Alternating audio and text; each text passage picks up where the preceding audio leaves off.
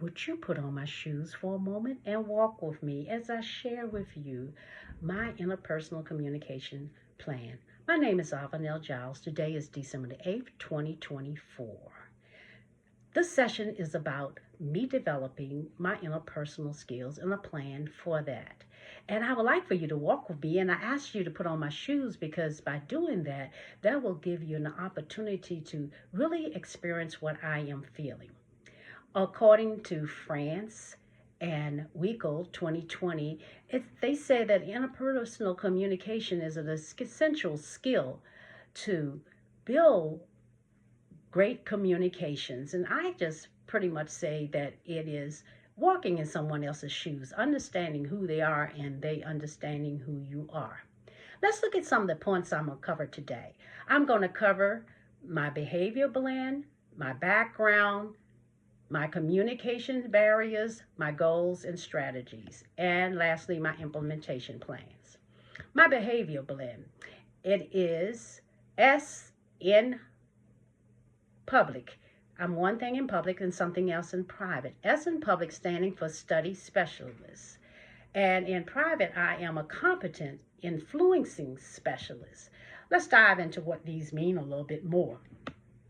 As an S, I am a passive, people-oriented person.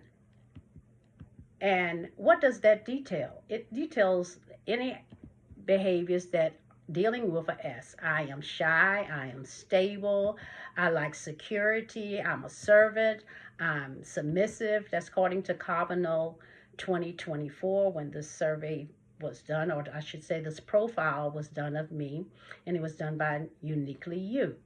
All right, what type is the C? The C is a passive, task-oriented type of orientation. And the C is everything that dealing with C. I'm cautious, I'm competent, I am calculating, I am contemplative, I am careful, whatever dealing with the C, that's what I am. And let's talk about the I. What am I under the I? I am inspiring, I am influencing, I am inducing, I am impressing, I am interactive, and I'm very interested in people. How does my behavior blend? It really impacts my communication or influences my communication in a positive way. It provides me with patience and kindness to listen to others for a long period of time is one thing it does because I'm patient. It opens my communications up for those who believe in me because I'm cautious, so I'm drawn more to people who believe in me. It helps me to diffuse and prevent many conflicts. I don't like being in conflicts whatsoever. So that's a great thing. It provides me with expressions of genuine interest in people. I really love people. How my behavioral blend influence my communication negatively. It hinders me from building deeper relationships outside of those who are within my small circle. And also, that's because I'm cautious. Then it causes me to be suspicious of others and their motives when I'm talking. That is because of being suspicious as well. And that's by Carbonell 2024 out of the same profile that I did. My identity, born to older parents, how did that influence me as far as my background? That helped me to listen to people for longer periods of time, being with my older parents. It helped me to do that. It helped me to connect with people from broad spans of age groups. It helped me to do different things with all different types of people. Now, negative influence that it had on me when it came to my communications, because I felt unworthy due to the fact I was born to older parents. I had siblings that had children who were as old as I am. And so therefore, whenever I tried to communicate when I was just with my parents and with my siblings, I was heard very little. So that caused me to feel that I was not worthy and didn't have anything to offer. How did my identity impact me? My identity, because my father was a pastor of 3 churches, I was seen as a pastor kid. And we were always traveling from church to church. And I was meeting new people all the time, strangers talking with them.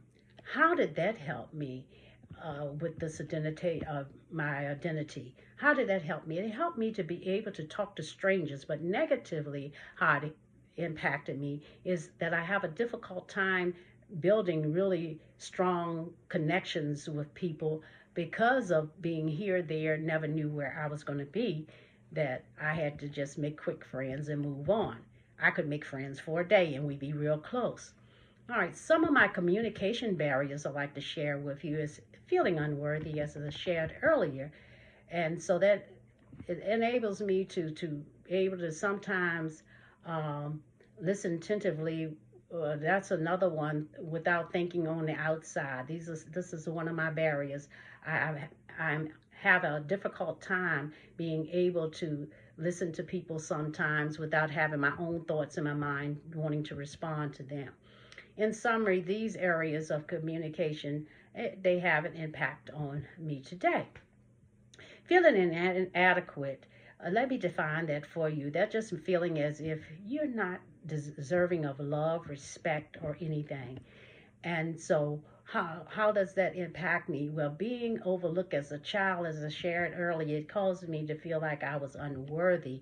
And in my relationships, it causes me to step back and allow others to dominate the conversations and sometimes say disrespectful things to me. And I don't speak up when they say disrespectful things to me. This causes me to avoid people because of this, and that is called, like, I am afraid of people sometimes, that's called cocooning, which is Schultz and Baskinski 2015. That's one of their terms. Cooning is the fear of people and you hide yourself.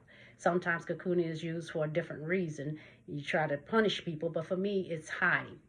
um, Listening attentively without thoughts outside of my head, as a share, that's really something I struggle with sometimes, and it's basically defined as having undivided attention.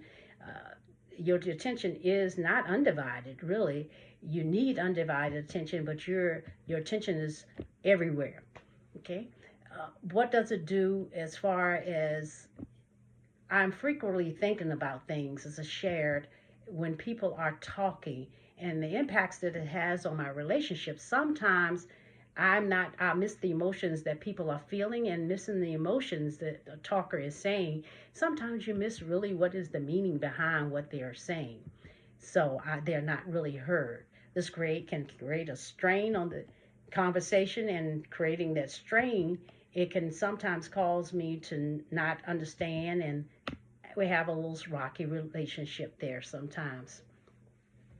Then I will look at some of the other things that will happen that are negative experiences for me.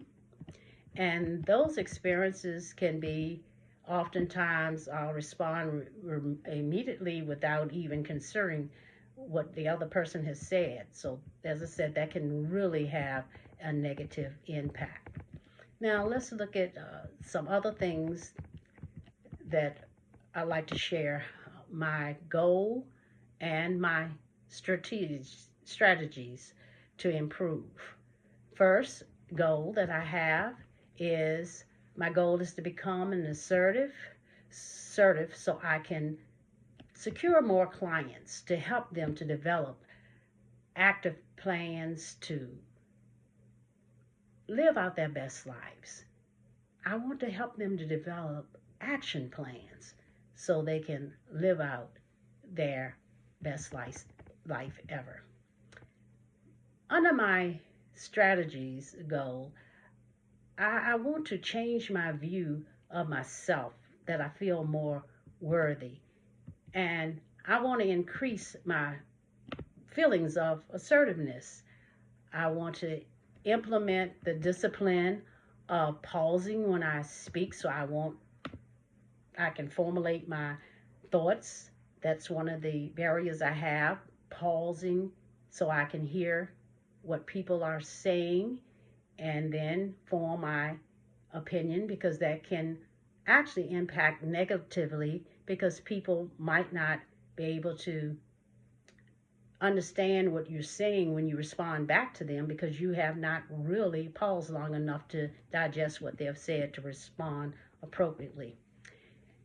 To implement this particular program, the first action step I will take is to say no, to become more assertive to people and putting my priorities first. To do also a free listening activity, which in a safe place where I can hold up a sign and the sign will say free listening. And this is by Hanners and Tysort and Hanners and Tracy and Adam 2021, that are separate journals, ADM I should say.